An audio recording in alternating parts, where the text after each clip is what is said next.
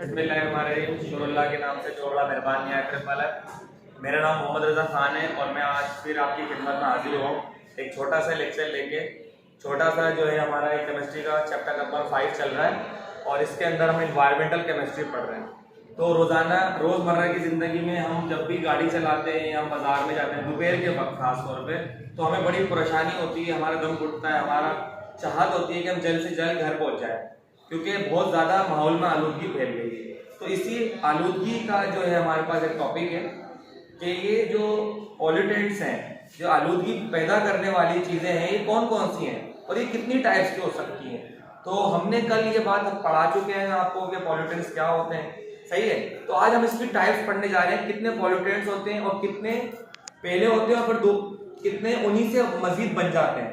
तो जो ये हमारी सेहत के लिए, हमारी स्किन के लिए, हमारी रोजमर्रा जिंदगी में जो दुश्वारी का बाइस है हम उसके बारे में जानना चाह रहे हैं, सही है। तो आज हम सबसे पहले हमारा जो सवाल है, जो हम क्वेश्चन वाइज आपको समझाते हैं, तो हमारा सवाल है कि what are the primary and secondary air pollutant.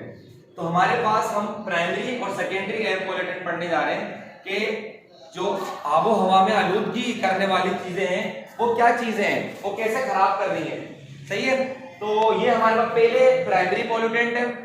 अब ये प्राइमरी पॉल्यूटेंट क्या होता है, माने आप देखें जो भी ऑर्गेनिक मटेरियल है, जैसे आप लकड़ी जला देते हैं, आपके पास कोई खाने की चीज है वो सड़ जाती है, सही है, या आपके पास लकड़ी है, कोयला है, कोई भी फॉसिल फ्यूल्स है, माने ऑयल है, आप जलाते हैं बकायदा तो गैसेस पैदा होती है। जैसे हमारे घर में मीथेन गैस जल रही है और धुआं कहाँ जा रहा है, आसमान की तरफ जा रहा है। हम बाहर रोड के ऊपर कचरा जला देते हैं या लकड़ी जला देते हैं, सर्दियां हो रही है तो रातों के अंदर हम बाकायदा आग जला के भी बैठ रहे हैं। और उसके अलावा हम क्या कर रहे हैं, हम रोजाना की बुनियाद के ऊपर व्हीकल्स चलाते हैं दोस्तों।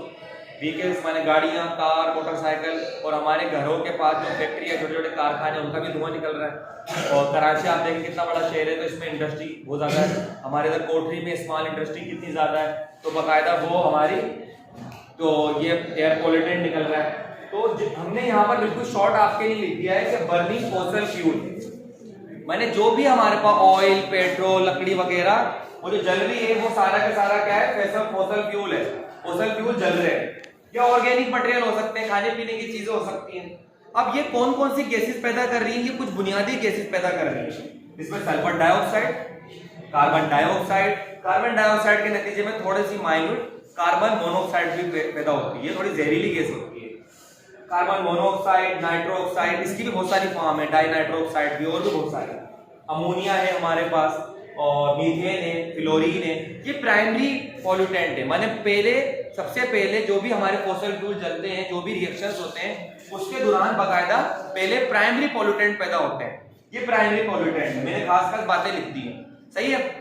प्राइमरी पॉल्यूटेंट पहले तो जो है पैदा होंगे हमारे एनवायरमेंट के अंदर, क्योंकि हमारे पास जब भी बर्निंग और फॉसिल फ्यूल होगा, मैंने कोई ऑयल वगैरह, कोई लकड़ी जलेगा या कोई भी ऑर्गेनिक मटेरियल जलेगा, जैसे पेट्रोल, डीजल, मट्टी का तेल, ये जलेंगे तो क्या पैदा होगा हमारे पास, ये सारी गैसेस पैदा हो जाएंगे।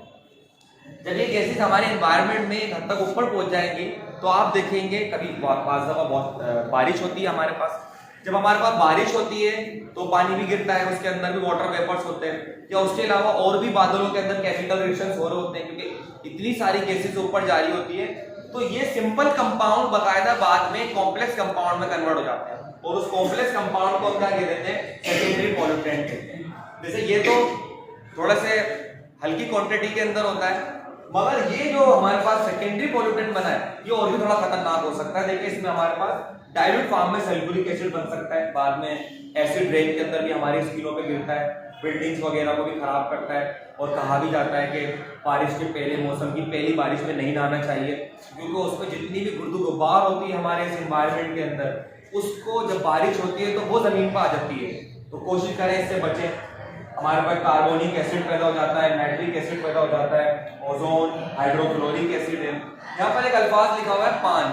बच्चे पान को देख के ये नहीं सोचेंगे खाने वाला पान है, पान को देख के ये नहीं सोचेंगे खाने वाला पान है, सही है। ये पान क्या है बच्चों, पर ऑक्सी एसिटाइल नाइट्रेट, ये बताएगा हमारा सेकेंडरी पॉल्यूटेंट है।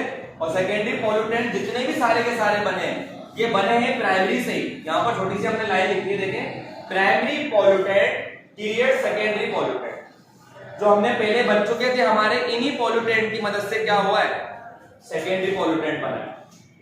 अच्छा दोस्तों, इसमें कोई सवाल है आपका, कोई बात आपको समझ में नहीं आई है? आप जहन में ये बात रखेंगे, आपकी गाड़ियों से, आपके घर से आप जो भी ऑर्गेनिक मटेरियल जला देते हैं, फॉसिल फ्यूल जला देते हैं, उससे क्या पैदा हो जाता है, हमारे पास प्राइमरी पॉल्यूटेंट पैदा हो जाता है। अब प्राइमरी पॉल्यूटेंट जब बन जाते हैं और ये एयर में पहुंच जाते हैं, तो इन्हीं के अंदर और भी रिएक्शंस होते हैं दोबारा, उसके नतीजे में कुछ और कंपाउंड बनते हैं हमारे पास, जो हमारे पास सेकेंडरी कहलाते हैं, जिसमें हमने आपको सारे कंपाउंड बताए। इनको सेकेंडरी क्यों कह रहे हैं, क्योंकि ये खुद नहीं बने थे, ये हमारे पास पहले वाले कंपाउंड से ही बने थे, तो ये प्राइमरी थे हमारे पास और ये सेकेंडरी थे। दोस्तों मुझे उम्मीद है आपको मेरे ये वीडियो और ये मेरा लेक्चर समझ में आया होगा, और आपको अगर कुछ बात समझ में नहीं आई है तो आप मुझे कमेंट्स भी कर सकते हैं, और मैं आपको भी अपना फोन नंबर भी दे दूंगा, आप लोग पूछ सकते हैं, सही है। तो अगर आपको ये मेरी वीडियो वैल्यूएबल लगती है तो आप अपने दोस्त जो साथी पढ़ते हैं, केमिस्ट्री को जानना चाहते हैं आसान अल्फाजों में, तो उनको शेयर कर दीजिएगा, सही है। खुदा हाफिज, आपका मोहम्मद रजा।